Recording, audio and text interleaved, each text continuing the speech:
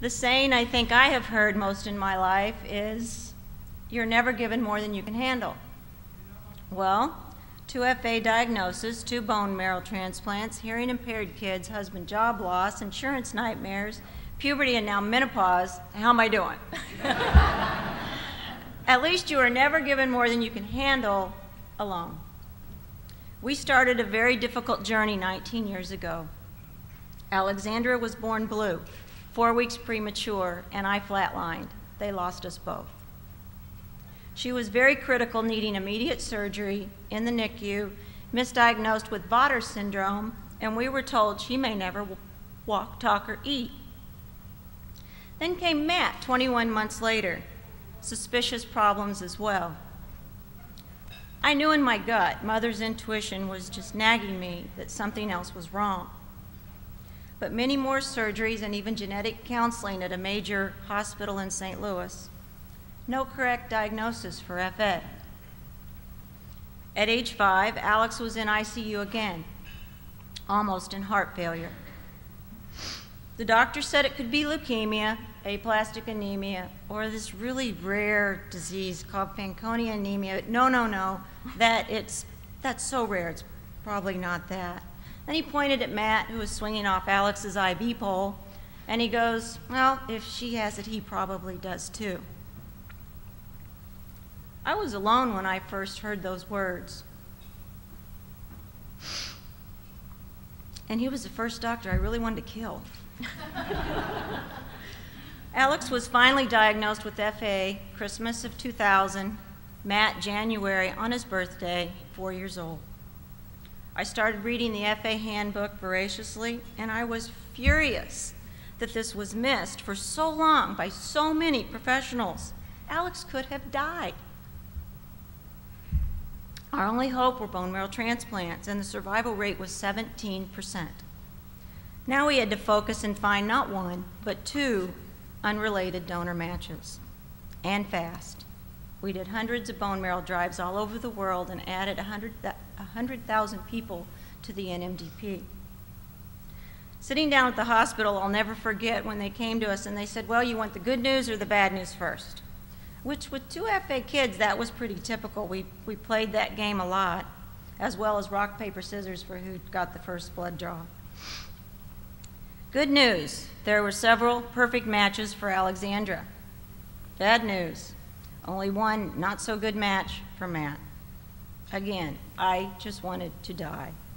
What were we going to do, I screamed. Which child do I help first?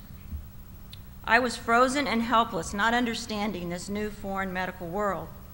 I learned to take life 1 step at a time, or in the FA world, that's 1 step forward, 10 steps backwards with a few roller coasters in between just for fun. It was overwhelming. Go to transplant once? Okay. Twice? Are you nuts? I was scared to death, and Alex went to transplant very quickly.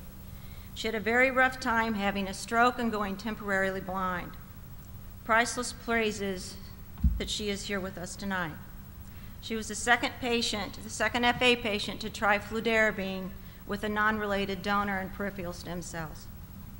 We were making so many extremely tough and risky decisions for our entire family at this time. Now she's in college, wanting to study forensics. Blood and guts don't bother that kid at all, and she's a heck of a shot with a gun. We were also fortunate to utilize the Fanconi Anemia Research Fund between transplants and attend many symposiums with brilliant people like you all. Still, in 2006, we had to go to transplant with Matt, and we almost lost him 3 different times.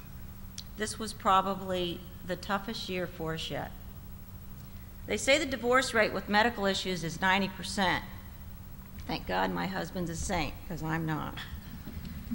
We lived in a hospital in Ronald McDonald House most of 2006. Mark lost his job. We had COBRA for insurance, stress and bills beyond belief. But here we all are, never needing or wanting anything but to save the lives of our children. Life was so very complicated, yet, you see, it was so simple. We had one common goal: save our children's and other FA children's lives. Matt is now a senior in high school, graduating in December with honors. I know he will put purpose to his pain. I know he will turn FA burdens into blessings. And a very, very wise FA father once said, we have to make bitter better. Thank you, Dave Brownmeyer. That was sage wisdom. And Lynn and Dave, you are the true supermodels of FA. As well, Laura, the staff, everybody helping us all work together to try and save our children's lives. All of your discoveries, your dedication, your determination give high quality lives to our families. You have no idea. So thank you. Thank you so much for letting me have more time with my kids.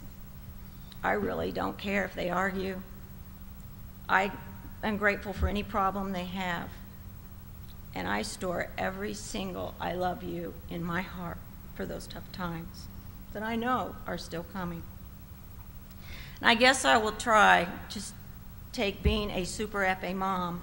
Obviously my height, my weight, among other things, don't qualify me for supermodel status anyway. But we had fun dreaming a little bit of life without FA. Gotta add some humor. Yeah, why not? But what each of you do every day to help FA should make you very, very proud. And you don't have to wear a bikini to work to be called a supermodel of FA. So thank you. And Matt, Alex, would you join us up here? We've got Kelsey and Sean. Thank you very much.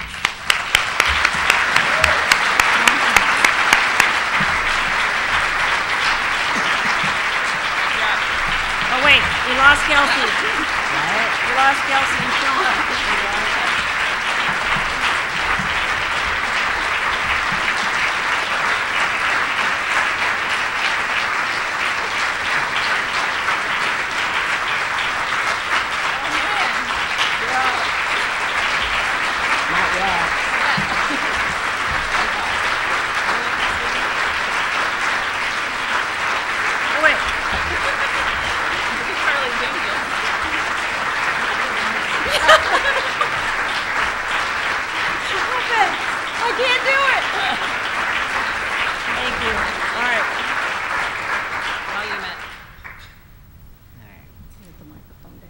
On behalf of all the FA kids, I would like to thank you all for your devotion and commitment to FA.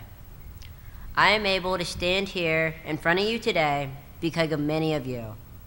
In fact, because of you, I can ride my motorcycle with my dad, I can go hiking with my mom, I can go fishing with my brother, but mostly, I can still drive her crazy.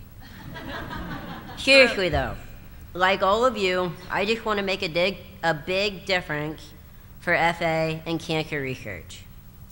I know we can do this together. I'll help raise the money, you guys just find the cures. Remember, FA stands for Find Answers.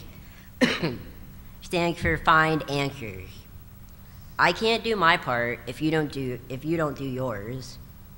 So thank you in advance for all the discoveries and the major breakthroughs that allow us to choose colleges and go get married. Mostly, No, not yet. Mostly, thank you for helping us live longer. Because I still have a lot in my life that I still need to do. Thank you.